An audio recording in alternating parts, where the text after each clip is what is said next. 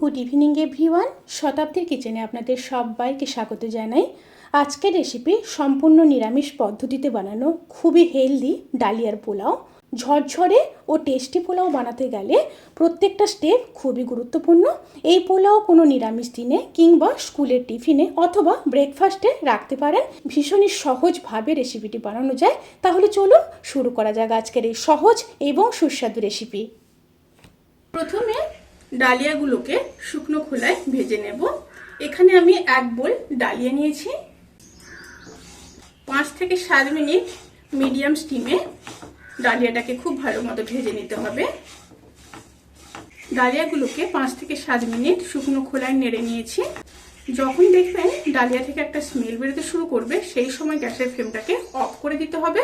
Of করে ডালিয়াগুলোকে অন্য পাত্রে নিয়ে ঠান্ডা করে নিতে হবে। ডালিয়াগুলোকে অন্য একটা পাত্রে নিয়ে নিয়েছি। এবার খুব ভালোভাবে ধুয়ে নিতে হবে।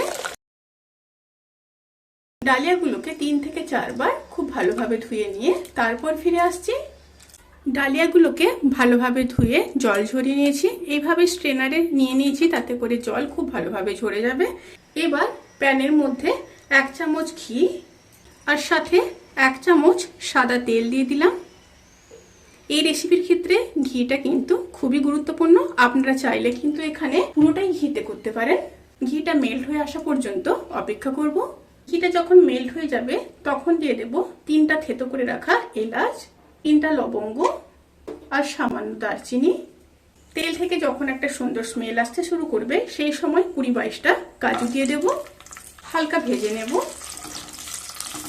এই সময় কিন্তু স্টিমটা অতি অবশ্যই মিডিয়াম টু লোতে রাখবেন, হাই স্টিমে ভাজবেন না। কাজুগুলো হালকা ভাজা হয়ে গেলে এবার দিয়ে দেব 15-16টা কিশমিশ। কাজু আর কিশমিশ ভেজে নেব।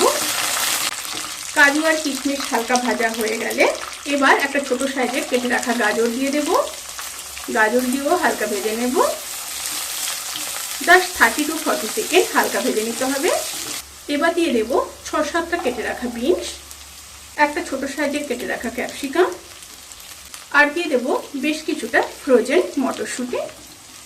দিয়ে সমস্ত ভেজিটেবলসগুলোকে প্রায় 80% ভেজে নেব।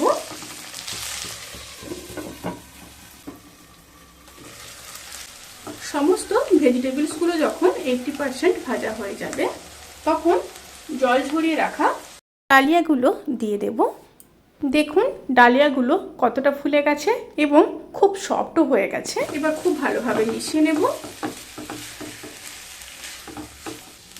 খুব ভালোভাবে মিশিয়ে নিয়ে আবারও 2 থেকে 3 মিনিট মিডিয়াম স্টিমে রান্না করে নেব। এবার জল দিয়ে দেব। এখানে আমি 1 বোল ডালিয়া নিয়েছিলাম, তাই 2 বোল জল দিয়ে দিলাম। এই রেসিপির ক্ষেত্রে কিন্তু জলের পরিমাণ ভীষণই গুরুত্বপূর্ণ। জল যদি ঠিকঠাক থাকে তাহলে কিন্তু ডালিয়া একদম ঝুরঝুরে হবে। এবার দিয়ে দেব 2 চামচ চিনি। চিনির পরিমাণটা এখানে আপনারা বাড়িয়ে কিংবা কমিয়ে নিতে পারেন। যে যেভাবে মিষ্টি খাবেন সেইভাবে চিনিটা দেবেন। আর দিয়ে দেব পরিমাণ মতো লবণ। আবারও খুব ভালোভাবে মিশিয়ে নিচ্ছি। এবার ফুটে আসা পর্যন্ত অপেক্ষা করব। রেসিপিটি ফুটে এসছে। আর একটা কথা বলে রাখি, এখানে কিন্তু আমি গরম জল দিয়েছি, আপনারাও চেষ্টা করবেন গরম জল ব্যবহার করার। এবার লো স্টিমে ঢাকা দিয়ে 10 মিনিট রান্না করে নেব। 10 মিনিট পর দেখুন জল প্রায় শুকিয়ে এসছে। একটু নেড়ে নিলাম। একটু জল জল ভাব আছে, সেই কারণে আবারও 5 মিনিট লো স্টিমে রান্না করে নেব। তাতে করে পুরো জলটা একদম শুকিয়ে যাবে। সমস্ত জল কিন্তু খুব ভালোভাবে শুকনো হয়ে গেছে। এবার উপর থেকে 1 চামচ গরম মশলার গুঁড়ো দিয়ে দেব।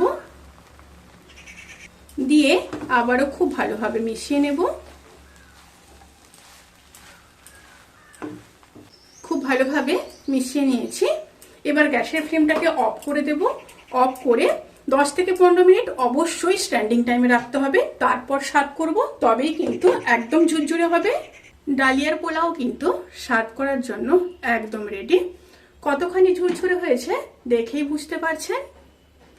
অবশ্যই রেসিপিটি ট্রাই করবেন। রেসিপিটি কেমন লাগলো প্লিজ কমেন্ট করে জানাতে কিন্তু ভুলবেন না।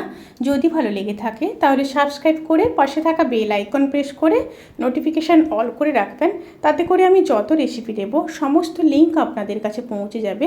আপনারা সবাই ভালো থাকবেন, সুস্থ থাকবেন, সাবধানে থাকবেন। আজকের মতো এই পর্যন্ত, পরের ভিডিওর জন্য অপেক্ষা করুন। টাটা।